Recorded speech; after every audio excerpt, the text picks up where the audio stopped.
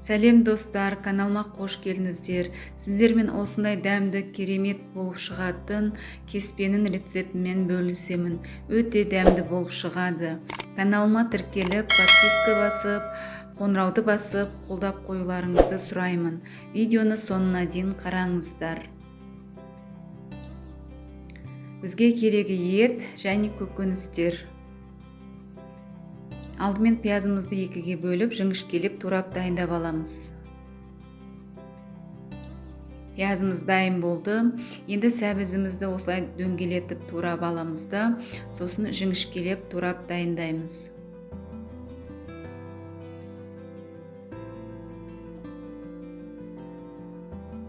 Сәбізіміз дайын болды. Енді тәтті бұрышымызды да жіңішкелеп турап аламыз.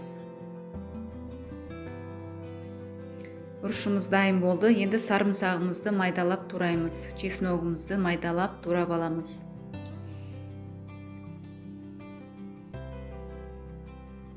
Дайын болды, турап болдық.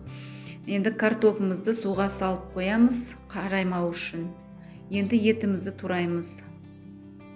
Етімізді майдалап төртпіштілеп турап дайындап аламыз.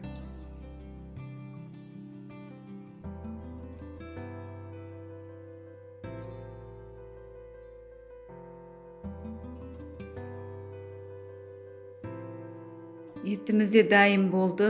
Енді қазанымызды қыздырып, ішіне майымызды құйып, пиязымызды қуыратын боламыз. Пиязымызды кішкене қуырып алған соң, үстіне етімізді салып қуырамыз.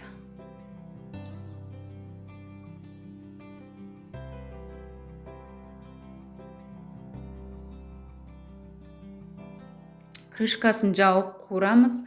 Енді қуырып болып қалды. Бетіне сарымсағымызды салып қуырамыз.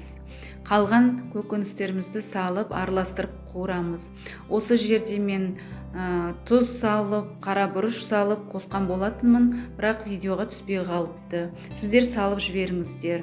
Енді томатный пастамызды салып, әбден қуырамыз қызарғанша. Әбден қызартып қуырып аламыз. Қызартып қуырып болған соң, үстіне суымызды құйып, еселеп қайнататын боламыз. Қайнаған соң астын басып, етімізді біраз бұқтырып пісіретін боламыз. Етіміз жұмсарып, жұмсақ болып пісу керек. Енді ұнымызға бір дана жұмыртқамызды салып, қаттырақ қамыр илейміз. Кеспенің қамыры қаттырақ болса, сонда жақсы болады. Аздап тұзды су қосып отырып, қаттырақ қамыр илейміз. Әбден басып, біріктіріп илейтін боламыз. Бастарын біріктіріп, ұнның жақсы болып шығу үшін қамырдың әбден басып, иығын қандыруымыз қажет. Енді илеп болған соң, біраз салафанымызға салып, бетін жауып қойып қоямыз. Енді картопымызды шығарып, майдалап, төртпіштілеп турап аламыз.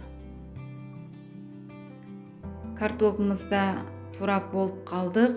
Енді қайнап тұрған қазанымызға картопымызды салып, араластырып, қайтадан бетін, қақпағын жауып қоямыз. Нанымыз тұнып болды. Енді жаятын боламыз қамырымызды. Жақсылап тұрып басып, қамырымызды жаямыз. Онды сеуіп отырып жайылады.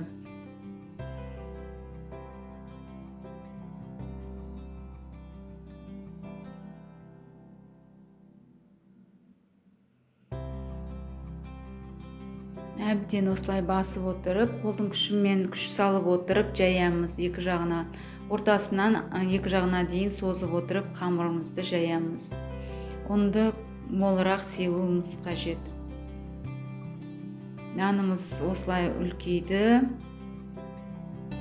Үлкейіп қалды, дайын болып қалды. Әбден осылай тағы да бір жайып аламыз, үлкейтіп, жұқартылап кішкене. Қатты болғандықтан кішкене жайылады.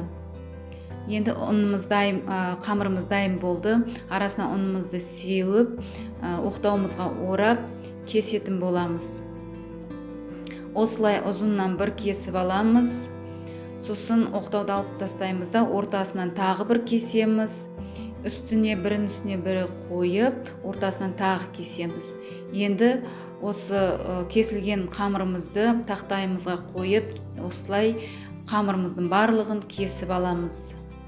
Қол кеспесі өте дәмді болады, сондықтан қол кеспені жасап көріңіздер.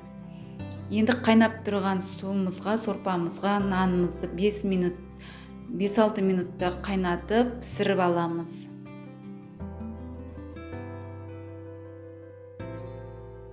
Мен дәміне кіру үшін лабыр жапырағын салдым. Ол да әдемі дәм береді. Осымен біздің кеспеміз дайын болды. Өте дәмді, керемет болып шықты. Сіздер де жасап көріңіздер. Қол кеспесі өте дәмді болып шығады. Каналыма тіркеліп, подписка басып, қоңырауды басып, қолдап қоюларыңызды сұраймын.